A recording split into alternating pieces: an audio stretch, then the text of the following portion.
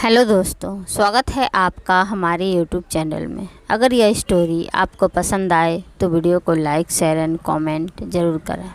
और अगर आप हमारे चैनल पे न्यू हो तो चैनल को सब्सक्राइब करना ना भूलें।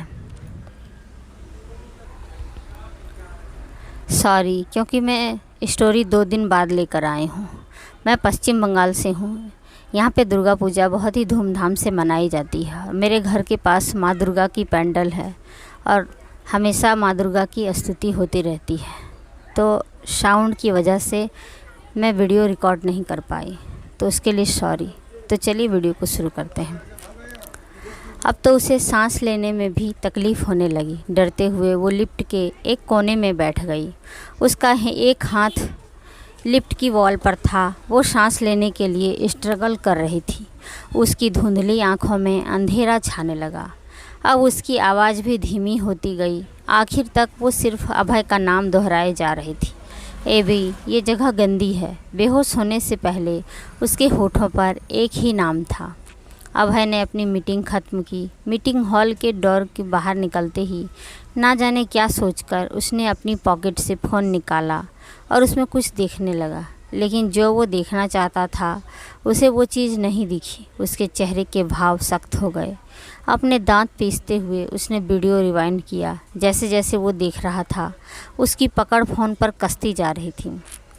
एक वक्त ऐसा आया कि फ़ोन की टेम्पर पर क्रैक आ गया। उसके आसपास जो भी एम्प्लॉय गुजर रहे थे वो उसका भयानक ऑरा महसूस कर सकते थे, लेकिन उन्हें सर उठाकर देखने की हिम्मत नहीं हुई। वो सब सर झुकाते हुए उसके सामने से गुजरते चले गए। तुम हमेशा मेरे खिलाफ क्यों जाती हो लिटिल रोज?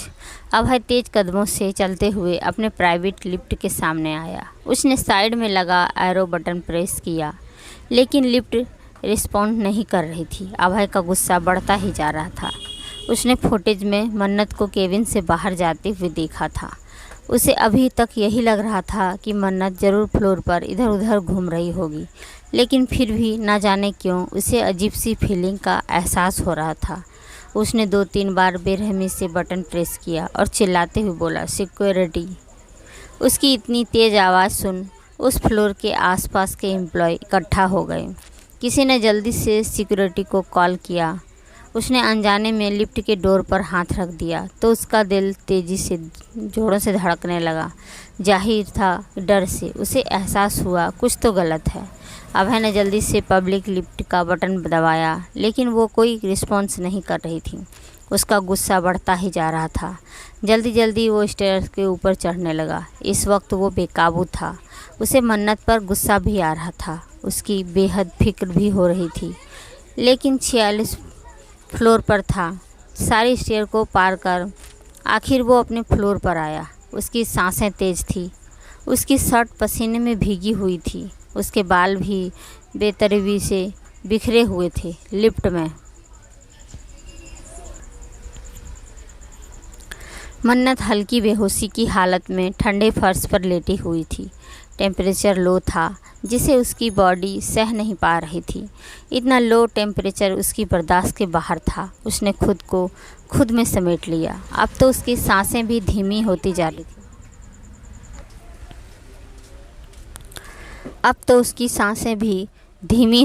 रही थी। वो सांस लेने के लिए स्ट्रगल कर रही थी।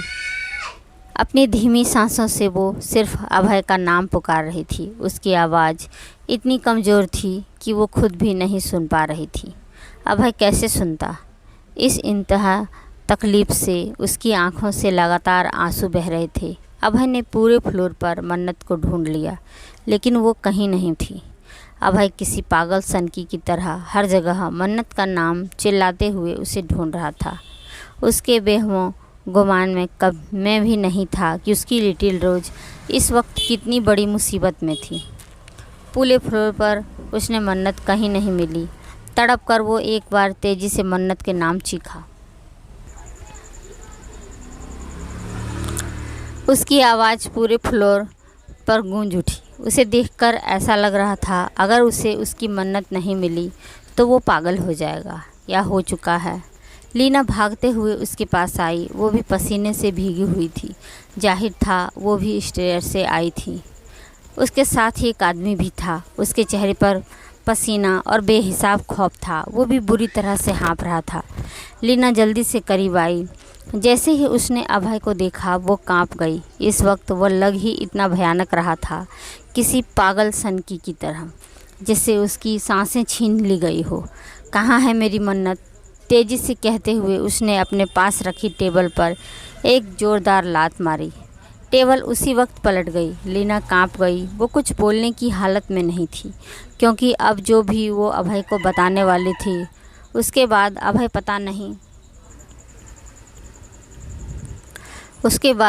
पता नहीं क्या ही करता। जल्दी बताओ, इससे पहले मैं तुम्हें जान से मार दूं। लीना की चुप्पी ने अभय को और ज़्यादा बेकाबू कर दिया। उसने बिना सोचे समझे अपनी गन निकाली और पागलपन की हद पार करते हुए सीधा लीना के पैर के पास फायरिंग किया। उसे कोई परवाह नहीं थी। वो तो लीना की किस्मत ही थी कि वो बच गई। उसने जल्दी से कांपते हुए कहा, वो मन्नत मैम, लिफ्ट। उसने इतना ही कहा था कि अभय बेकाबू होकर जल्दी से लिफ्ट के पास गया। उसने अनकॉन्शियसली लिफ्ट के बटन को 2 बार 3 बार प्रेस किया। नतीजा वही था। लीना और वह आदमी जल्दी से अभय के पास आए। लीना ने हिम्मत कर कहा, प्रेसिडेंट, कुछ टेक्नोलॉजी की इशू के कारण सारी लिफ्ट लॉक हो चुकी है। इसे सॉल्व करने में वक्त लगेगा। अभय पलटा और उसने लीना का गला तेज़ी से पकड़ते हुए उसे दीवार से लगाकर गुस्से से चीखते हुए बोला, वक्त? मेरी मन्नत अंदर है और तुम बोल रही हो मैं इंतज़ार करूं? पता है तुम्हें कितना डर रही होगी वो। इतना बड़ा इशू हो गया और किसी को खबर नहीं है। How? Where is security? Where is touch time? इतनी देर से मरी हुई थी हम। लीना को लगा आज उसका आखिरी दिन है। उसकी सांसें रुकती उससे पहले ही अभय ने उसे झटके से छोड़ दिया। वो जैसे पागल ही हो गया था। मन्नत उसके बेहद करीब थी, लेकिन फिर भी वो उसके पास नहीं जा सकता था। उसे बहुत तकलीफ़ हो रही थी। तकलीफ़ इस बात की, ज़रूर उसकी मन्नत अंदर बहुत डरी हुई होगी। मन्नत उसकी कमज़ोरी थी। जब बात मन्नत के ऊपर आती तो वो बेकाबू हो जाता। उसके सेंस काम करना बंद कर देते थे। उसे एहसास होता था जैसे उसकी सांसें रुक रही हो। लीना के साथ आए उस आदमी ने लीना को संभाला, जो अपनी सांसों को नॉर्मल करने की कोशिश कर रही थी। उसके चेहरे पर पसीना था। उस आदमी की हिम्मत नहीं थी कि वो अभय को देखे। अभी वो किसी घायल शेर की तरह था। लेकिन एक बार उसकी सांसें यानी उसकी मन्नत सही सलामत उसके पास आ जाए, उसके बाद उन्हें कोई नहीं बचा सकता था। अभय वापस लिफ्ट के करीब आया और लिफ्ट के डोर पर अपने हाथ रखते हुए उसने लड़खड़ाती आवाज़ में कहा, लिटिल रोज, डरो मत, बस थोड़ी देर, तुम्हारा एवी यहीं है, तुम्हारे बेहद करीब। लेकिन मन्नत उसकी आवाज़ कहाँ सुन सकती थी। ये सोचकर वो बेहद तड़प गया। उसने तेज़ी से लिफ्ट के मेटलिक डोर पर पंच मारा। एक नहीं कई बार। उसके हाथ से खून बहने लगे। डोर पर खून के धब्बे पड़ गए थे, लेकिन उसे कोई परवाह नहीं थी। उसे गुस्सा खुद पर था। पहली बार वो खुद को इतना बेबस महसूस कर रहा था। उसे इंसान होने का एहसास हो रहा था, वो कितना भी पावरफुल क्यों ना हो। लेकिन कुछ चीज़ें इंसान के बस में नहीं होती। Leena, my laptop. लीना जल्दी से उसके केबिन से उसका लैपटॉप लाने चली गई। वो अभय का खून से सना हाथ अभी भी लिफ्ट की मजबूत दीवार पर था। बार बार मन्नत को ना डरने के लिए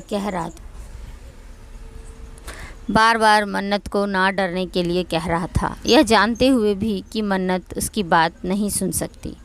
उसकी बेकाबू हालत थी कि वो हर चीज़ तहस नहस कर दे। इस वक्त उसके जहन, वहम, सोच, हर चीज़ में बस एक ही तलब थी। उसे अपनी लिटिल रोज वापस चाहिए थी, सही सलामत।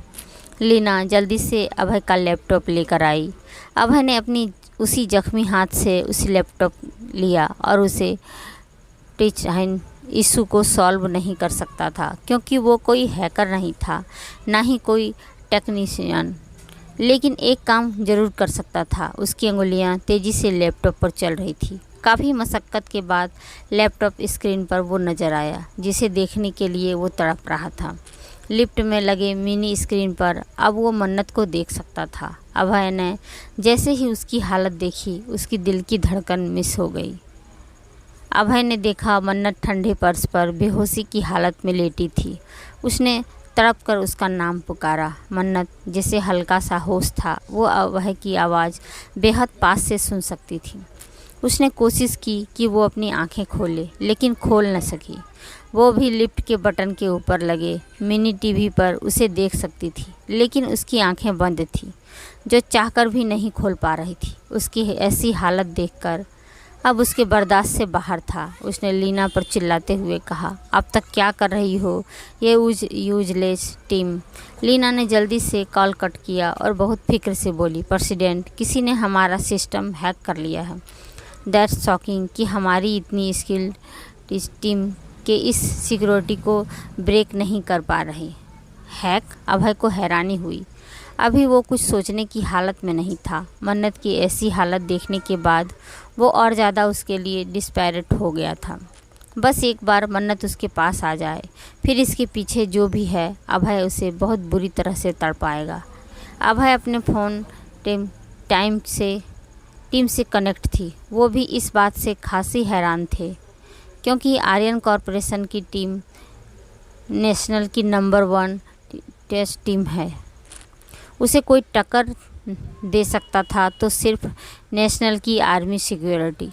लेकिन आर्मी ऐसा क्यों करेगी? लीना को तो कुछ समझ नहीं आ रहा था। दुनिया की नज़रों में तो अभय एक रेपुटेड बिजनेसमैन था, ना ही कोई क्रिमिनल। जैसे आर्मी ट्रैक करे। लीना जितना इस बारे में सोच रही थी, उतनी वो उलझती जा रही थी। इस मिस्ट्री को अब बस अभय ही सॉल्व कर सकता था। अभय के अभी ऐसे बहुत रहस्य राज थे जिससे लीना भी अनजान थी। रूहान भागते हुए लिफ्ट के करीब आया। वो भी स्टेयर से आया था। कुछ वक्त पहले ही उसकी एक मेजर सर्जरी हुई थी, जिस वजह से उसका शरीर काफ़ी कमज़ोर हो गया था। इसलिए उसे 46 फ्लोर पर आने में वक्त लग गया। उसका चेहरा आंसुओं से भीगा हुआ था। अभय के करीब आकर जब उसने लैपटॉप स्क्रीन पर मन्नत की ऐसी हालत देखी तो उसका दिल दुखने लगा। उसके आंसू और तेज़ी से बहने लगे। टेस्ट टीम की लाखों कोशिशों के बाद भी वो सिस्टम को ब्रेक नहीं कर पा रहे थे।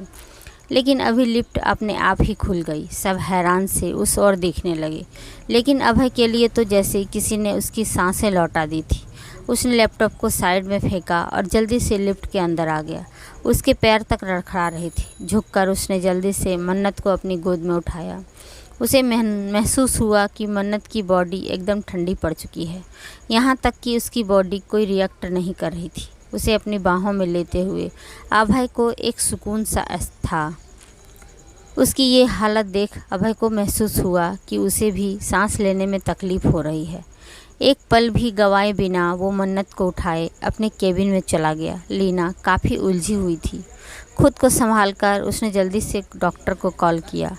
शहर के बीचों बीच एक सिंपल से घर में एक आदमी बहुत गुस्से से अपने ही हम उम्र आदमी को मारे जा रहा था।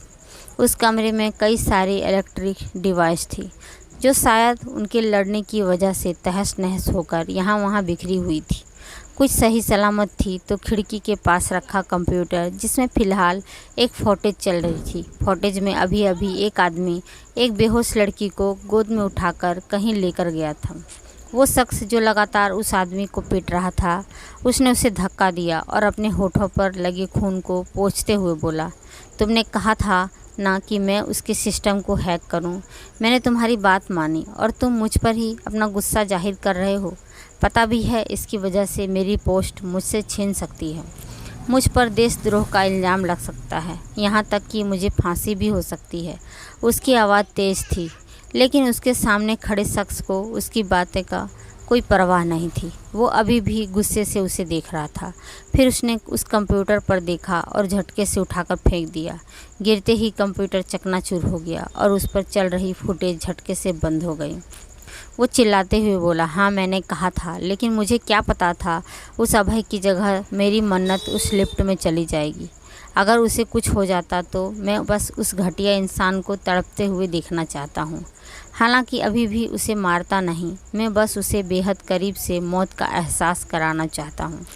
कहते हुए उसने एक बार फिर अपने सामने खड़े उस शख्स को पंच मारा। इस वक्त वो किसी साइको की तरह लग रहा था। सक्षम, तुम्हारा दिमाग ख़राब हो गया है। तुमने बस मुझे वो सिस्टम हैक करने के लिए कहा था। मैंने सिस्टम हैक किया। मुझे भी कैसे पता होता कि अभय आर्यन की जगह उस वक्त वो लड़की लिफ्ट में होगी। मुझे भी तभी पता चला जब तुमने मुझे सीसीटीवी ऑन करने को कहा ताकि तुम उसे तड़पते हुए देख सको। सक्षम ने अपने बालों को तेज़ी से खींचा। इस वक्त उसे बहुत तेज़ गुस्सा आ रहा था। साथ ही उसे मन्नत की फ़िक्र हो रही थी। जब अभय ने मन्नत को अपनी गोद में उठाया तब उसे ऐसा महसूस हुआ कि उसका शरीर जल रहा हो। उसे घिन का एहसास हुआ। उस अभय जैसा घटिया इंसान उसकी प्योर इनोसेंट मन्नत को टच कैसे कर सकता था। यह सब उस अभय की वजह से हुआ। उसी की वजह से मेरी मन्नत को इतना सफ़र करना पड़ा। मुझे बहुत जल्द उसे अभय से दूर करना होगा, वरना वो और ज़्यादा सफ़र करेगी। वो जख्मी शख्स हैरानी से सक्षम को देखने लगा। वो जानता था सक्षम की ये नफ़रत बचपन से थी, लेकिन अब उसकी नफ़रत इतनी बढ़ गई कि वो हर छोटी छोटी चीज़ कसूरवार अभय को समझता था। उसे फिक्र से अपने सर पर हाथ रखा। जो आज उसने किया था, अगर एशियंस को पता चला तो उसे साइबर ऑपरेशन स्पेशलिस्ट की पोस्ट से हटा दिया जाएगा। उसे फांसी की सज़ा भी हो सकती है। अगर वो बच भी गया तो अभय आर्यन से उसे कौन बचाएगा। उसने अभी वीडियो में देखा कि उस लड़की के लिए कैसे वो पागल हो गया था। एक आम इंसान भी अपनी मोहब्बत के लिए अपनी हर हद पार को कर सकता था, तो वो तो अभय आर्यन था, बेदिल बेदर्द। उसकी तो कोई हद ही नहीं थी। अभय मन्नत को अपने केबिन से अटैच एक सीक्रेट रूम में ले गया। आज वो पहली बार मन्नत को यहाँ लेकर आया था। उसने धीरे से मन्नत को बेड पर लेटाया और उसे ब्लैंकेट से ढक दिया। उसके करीब बैठकर उसकी हथेली को तेज़ी से रब करने लगा। बेहद कम वक्त में डॉक्टर भी आ गए। अभय ने अभी भी उसका हाथ थामा हुआ था। उसके अलावा रूम में लीना और रूहान भी मौजूद थे। डॉक्टर ने मन्नत को एक इंजेक्शन दिया और अभय को देखते हुए बोले, इसकी बॉडी ठंड सहन नहीं कर पाई, इसलिए इनकी बॉडी को कोई रिएक्ट नहीं कर रही है और बेहोश ये शायद डर की वजह से हुई है। उसे ठीक से चेक कर डॉक्टर वहाँ से चली गई। लीना उन्हें बाहर तक छोड़ने गई और कुछ देर में वापस आ गई। अभय अभी भी उसी तरह बैठा था और रूहान मन्नत के पैरों के पास बेड के दूसरे कोने पर बैठा मन्नत को फिक्र से देख रहा था। अभय ने देखा मन्नत की धीमी सांसें अब नॉर्मल हो रही थी। उसके गाल पर हाथ रखा, अब उसका टेम्परेचर भी नॉर्मल था। उसकी बॉडी की गर्माहट अभय की दिल तक पहुँच रही थी। ये वार्मनेस मुझे सुकून का एहसास करा रही थी कि मेरी रोज़ मेरे पास है। ये सोचते हुए उसके फेस पर हल्की सी स्माइल आ गई। अभय ने देखा मन्नत ने अपना चेहरा हिलाया, मतलब उसे होश आ रहा है। उसके चेहरे की सॉफ्टनेस धीरे धीरे गायब होने लगी। उसकी आंखों में जो कुछ बेचैनी और कुछ सुकून था, अब उसकी जगह गुस्से ने ले ली। मन्नत ने धीरे से अपनी आंखें खोली। सबसे पहले उसकी आंखों के सामने अभय का चेहरा आया। वो डरी हुई थी, इसलिए उसने अभय के एक्सपीरियंस पर ज़रा भी गौर नहीं किया। वो कमज़ोर आवाज़ में बोली, एबी। अभय ने कोई जवाब नहीं दिया। वो अपनी बेजान आंखों से बस उसे देख रहा था। लीना ने जब अभय के एक्सप्रेशन देखे तो मन ही मन उसे कोसते हुए बोली, हद है, अभी इतना तड़प रहे थे, अब जब मैम होश को आ गया है तो फिर अपने डेविल लुक में आ गए। अरे मैम को भी दिखाइए न कि आपको उनकी कितनी फिक्र है। मन्नत ने फिर से उसका नाम पुकारा। उसकी आंखें आंसुओं से भर गई। वो रोते हुए कमज़ोर आवाज़ में बोली, एबी, आपको पता है मुझे कितना डर लग रहा था। आप कहाँ थे? मैंने आपको बुलाया था, मन्नत रोते हुए कहे जा रही थी। अभय ने कोई जवाब नहीं दिया। मन्नत उठी और उसके गले लगते हुए बोली, एबी, आप सुन रहे हैं? वो सुबक रही थी। उसने महसूस किया कि अभय ने उसे हक बैक नहीं किया था। वो उससे दूर हुई और जैसे ही उसने उसके चेहरे को देखा वो घबरा गई। तब से अब जाकर उसने उसके एक्सप्रेशन पर गौर किया था। आउट, अभय ने सर्द आवाज़ में कहा। मैत्री मैम सही कहती है, आप सिंगल रहना ही डिजर्व करते हो। हाँ, अपने मन में एक आखिरी बार उसे कोसकर लीना हकलाते हुए बोली, ओके प्रेसिडेंट। उसने रूहान का हाथ पकड़ा और उसे वहाँ से ले गई। हालांकि रूहान जाना नहीं चाहता था, लेकिन जाहिर था वो अभय के गुस्से का शिकार भी नहीं होना चाहता था। उसके गुस्से को देख अभय ने ये नोटिस किया और उसके चेहरे के करीब जाकर एक एक वर्ड चबाते हुए बोला, फिर से जाना चाहती हो? मन्नत सहम गई। उसने जल्दी से अपने सर नीचे किया। अभय के होठों पर ठंडी मुस्कान खेल गई। उसने अपनी इंडेक्स फिंगर के उसके चिन पर रखी और झटके से उसके चेहरे को ऊपर करते हुए बोला, मेरी रोज़ को मेरे खिलाफ जाना अच्छा लगता है। मन्नत ने अपनी नज़रें झुकाकर धीरे से कहा, एबी। क्या एबी? मन्नत, मैंने तुम्हें कितनी बार समझाया है, मेरी बातों के खिलाफ मत जाया करो। आगे से उसने चिल्लाते हुए कहा, मैंने जब तुमसे कहा कि कहीं मत जाना तो क्यों गई तुम मेरे खिलाफ? इसकी सज़ा क्या दूँ मैं तुम्हें?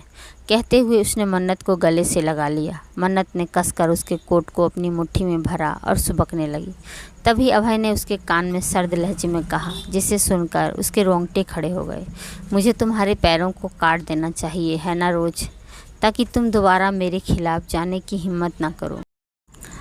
मन्नत ने अभय को धक्का देना चाहा, लेकिन अभय ने उसे कसकर अपनी बाहों में जकड़ा हुआ था। जवाब दो मुझे, क्यों तुमने मेरी बात नहीं मानी? क्यों गई तुम मेरे खिलाफ? मन्नत रोने लगी। एबी, मुझे डर, एक्चुअली लिटिल रोज, मुझे भी डर लगा, मैं ऑलमोस्ट तुम्हें खो देता। मन्नत को खुद से दूर कर अभय ने उसका चेहरा अपने हाथ में लिया और उसके सर से अपना सर जोड़कर गुस्से से धीमी सांसें लेते हुए बोला, मेरा मन कर रहा है मैं खुद तुम्हें जान से मार दूं। मन्नत ने चौंक कर अपनी आंखें खोली। उसकी लंबी पलकें अभय के चेहरे के छू रही थी। बस यही नहीं कर सकता, तुमने मुझे धोखा दिया, फिर भी नहीं कर सकता। उसने अपनी आंखें खोली और नफ़रत से बोला, तुमने मुझे धोखा दिया, एक बार फिर तुमने मुझसे दूर जाने की कोशिश की। मन्नत ने डरते हुए नाव में सर हिलाया। आज काफ़ी दिनों बाद फिर वो अभय के इस पागलपन को झेल रही थी। मन्नत कोई जवाब नहीं दे रही थी, जिससे अभय का गुस्सा बढ़ता जा रहा था। उसने अपनी लाल आंखों से उसकी आंखों में झांकते हुए उसका मुंह तेजी से पकड़कर कहा, तुम मेरा पेशेंस टेस्ट कर रही हो? तुमसे कुछ पूछ रहा हूँ। जब मैंने मना किया था तो क्यों गई तुम केबिन से बाहर?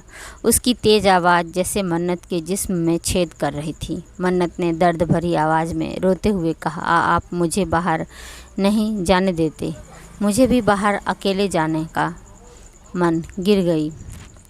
उसके सारे बाल बिखर गए, उसके चेहरे पर आ गए। अभय तेज़ी से हंसने लगा। उसकी हंसी में बेहद गुस्सा था, जिसे मन्नत महसूस कर सकती थी। उसने उसे हिम्मत की देखने की। अभय ने खतरनाक तरीके से हंसते हुए मन्नत को देखा, जिसका चेहरा बालों से ढका हुआ था। अचानक उसका चेहरा स्टेबल हो गया। उसने मन्नत के बाजू पकड़ी और सीधे बैठाया। मन्नत घबराई हुई सी उसे देख रही थी। अभय ने अपने एक हाथ उसके गाल को छुआ, जिससे मन्नत सहम गई। अभय कंटिन्यू उसकी आंखों में देख रहा था, जिसमें खौफ था। वो अजीब तरह से बोला, तो तुम्हें लगता है तुम्हें बाहर नहीं जाने देते, राइट लिटिल रोज? अभय के सवाल पर मन्नत ने कोई रिएक्ट नहीं किया। वह अभी भी उससे बहुत डरी हुई थी। यह देखकर अभय मुस्कुराया और आहिस्ता से उसके गालों को सहलाते हुए इस बार नरमी से बोला, अरे क्या हुआ? अभी तो तुम मुझे बता रही थी ना, तभी तो तुम मेरे मना करने के बाद भी केबिन से अकेली बाहर गई। उसके लहजे में ही मन्नत के रोंगटे खड़े हो गए थे। वो क्या ही जवाब देती? बोलो, अभय ने तेज़ी से कहा और मन्नत ने जल्दी से सर हिलाया। मुंह से बोलो। अभय की नज़रें बराबर उसके चेहरे पर थी। आगे की कहानी जानने के लिए सुनिए कहानी का अगला भाग। मैंने छोटा सा पार्ट दिया है, क्योंकि ये एपिसोड में रुक रुक कर कई बार मैं रिकॉर्ड कर पाई। तो प्लीज़ सब्सक्राइब माई चैनल और लाइक, शेयर एंड कमेंट ज़रूर कीजिएगा।